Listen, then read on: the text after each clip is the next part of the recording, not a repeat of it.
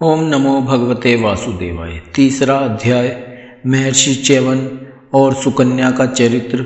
राजा शर्याति का वंश। श्री सुखदेव जी कहते हैं, परीक्षित, मनुपुत्र राजा शर्याति वेदों का निष्ठावान विद्वान था। उसने अंगिरा गोत्र के ऋषियों के यज्ञ में दूसरे दिन का कर्म बतलाया था। उसकी एक कमल लोचना कन्या थी, उसका नाम था सुकन्या। एक दिन राजा शर्याति अपनी कन्या के साथ वन में घूमते घूमते च्यवन ऋषि के आश्रम पर जा पहुँचे। सुकन्या अपनी सखियों के साथ वन में घूम घूम कर वृक्षों का सौंदर्य देख रही थी। उसने एक स्थान पर देखा कि बाम्बी दीमकों की एकत्रित हुई मिट्टी के छेद में से जुगनू की तरह दो ज्योतियां दिख रही हैं। दैव की कुछ ऐसी ही प्रेरणा थी। सुकन्या ने बाल सुलभ चपलता से एक कांटे के द्वारा उन ज्योतियों को वेध दिया।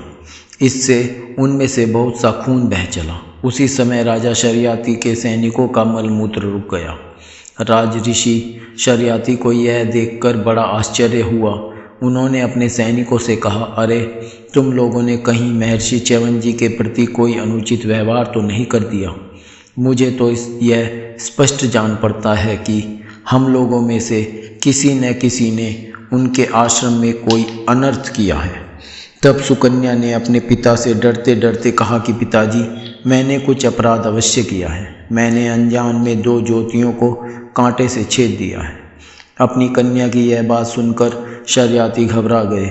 उन्होंने धीरे धीरे स्तुति करके बाम्बी में छिपे हुए च्यवन मुनि को प्रसन्न किया।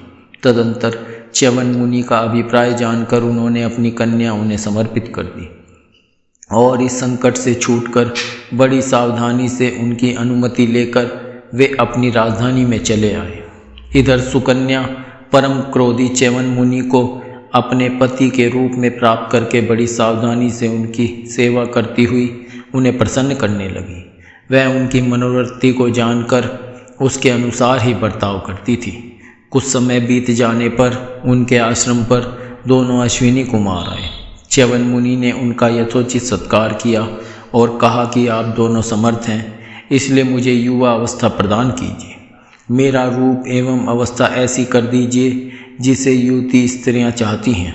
मैं जानता हूं कि आप लोग सोमपान के अधिकारी नहीं हैं, फिर भी मैं आपको यज्ञ में सोमरस का भाग दूंगा। वैद्य शिरोमणि अश्विनी कुमारों ने महर्षि च्यवन का अभिनंदन करके कहा, ठीक है, और इसके बाद उनसे कहा कि यह सिद्धों के द्वारा बताया हुआ कुंड है, आप इसमें स्नान कीजिए। च्यवन मुनि के शरीर को बुढ़ापे ने घेर रखा था। सब ओर नसें दिख रही थी। झुर्रियाँ पड़ जाने एवं बाल पक जाने के कारण वे देखने में बहुत भद्दे लगते थे। अश्विनी कुमारों ने उन्हें अपने साथ लेकर कुंड में प्रवेश किया। उसी समय कुंड से 3 पुरुष बाहर निकले। वे तीनों ही कमलों की माला, कुंडल और सुंदर वस्त्र पहने एक से मालूम होते थे। वे बड़े ही सुंदर एवं स्त्रियों को प्रिय लगने वाले थे। परम साध्वी सुंदरी सुकन्या ने जब देखा कि ये तीनों ही एक आकृति के तथा सूर्य के समान तेजस्वी हैं, तब अपने पति को न पहचान कर उसने अश्विनी कुमारों की शरण ली। उसके पातिव्रत्य से अश्विनी कुमार बहुत संतुष्ट हुए। उन्होंने उसके पति को बतला दिया और फिर च्यवन मुनि से आज्ञा लेकर विमान के द्वारा वे स्वर्ग को चले गए। कुछ समय के बाद यज्ञ करने की इच्छा से राजा शर्याति च्यवन मुनि के आश्रम पर आए। वहां उन्होंने देखा कि उनकी कन्या सुकन्या के पास एक सूर्य के समान तेजस्वी पुरुष बैठा हुआ है। सुकन्या ने उनके चरणों की वंदना की। शर्याति ने उसे आशीर्वाद नहीं दिया और कुछ अप्रसन्न से होकर बोले, दुष्टे, यह तूने क्या किया? क्या तूने सबके वंदनीय च्यवन मुनि को धोखा दे दिया? अवश्य ही तूने उनको बूढ़ा और अपने काम का न समझकर छोड़ दिया, और अब तू इस राह चलते जार पुरुष की सेवा कर रही है। तेरा जन्म तो बड़े ऊंचे कुल में हुआ था। यह उल्टी बुद्धि तुझे कैसे प्राप्त हुई? तेरा यह व्यवहार तो कुल में कलंक लगाने वाला है। अरे राम राम, तू निर्लज होकर जार पुरुष की सेवा कर रही है और इस प्रकार अपने पिता और पति दोनों के वंश को घोर नरक में ले जा रही है। राजा शर्याति के इस प्रकार कहने पर पवित्र मुस्कान वाली सुकन्या ने मुस्कुराकर कहा, पिताजी, ये आपके जामाता स्वयं भृगुनंदन महर्षि च्यवन ही हैं।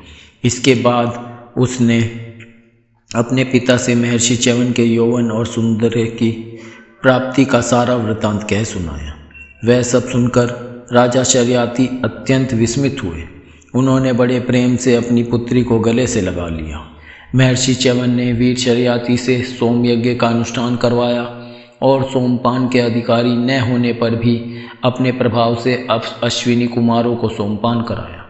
इंद्र बहुत जल्दी क्रोध कर बैठते हैं, इसलिए उनसे यह सहा न गया। उन्होंने चिढ़कर शर्याती को मारने के लिए वज्र उठाया। महर्षि च्यवन ने वज्र के साथ उनके हाथ को वहीं स्तंभित कर दिया।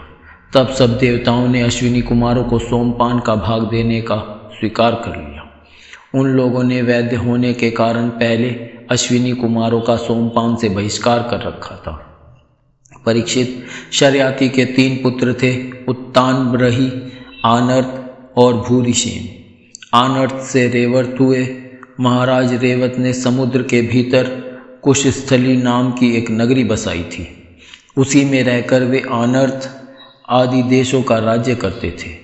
उनके 100 श्रेष्ठ पुत्र थे, जिनमें सबसे बड़े थे ककुद्दी। ककुद्दी अपनी कन्या रेवती को लेकर उसके लिए वर पूछने के उद्देश्य से ब्रह्मा जी के पास गए। उस समय ब्रह्मलोक का रास्ता ऐसे लोगों के लिए बेरोक टोक था। ब्रह्मलोक में गाने बजाने की धूम मची हुई थी। बातचीत के लिए अवसर न मिलने के कारण वे कुछ क्षण वहीं ठहर गए। उत्सव के अंत में ब्रह्मा जी को नमस्कार करके उन्होंने अपना अभिप्राय निवेदन किया। उनकी बात सुनकर ब्रह्मा जी ने हंसकर उनसे कहा, महाराज, तुमने अपने मन में जिन लोगों के विषय में सोच रखा था वे सब तो काल के गाल में चले गए। अब उनके पुत्र, पौत्र अथवा नातियों की तो बात ही क्या है। गोत्रों के भी नाम नहीं सुनाई पड़ते हैं। इस बीच में 27 चतुर्युगी का समय बीत चुका है। इसलिए तुम जाओ। इस समय भगवान नारायण के अंशावतार महाबली बलदेव जी पृथ्वी पर विद्यमान हैं। राजन, उन्हीं नर रत्न को यह कन्या रत्न तुम समर्पित कर दो, जिनके नाम, लीला आदि का श्रवण कीर्तन बड़ा ही पवित्र है। वे ही प्राणियों के जीवन सर्वस्व भगवान पृथ्वी का भार उतारने के लिए अपने अंश से अवतीर्ण हुए हैं। राजा कुकुद्दी ने ब्रह्मा जी का यह आदेश प्राप्त करके उनके चरणों की वंदना की और अपने नगर में चले आए। उनके वंशजों ने यक्षों के भय से वह नगरी छोड़ दी थी और जहाँ तहाँ यूं ही निवास कर रहे थे। राजा कुकुद्दी ने अपनी सर्वांग सुंदरी पुत्री परम बलशाली बलराम जी को सौंप दी और स्वयं तपस्या करने के लिए भगवान नरनारायण के आश्रम बद्रीवन की ओर चल दिए।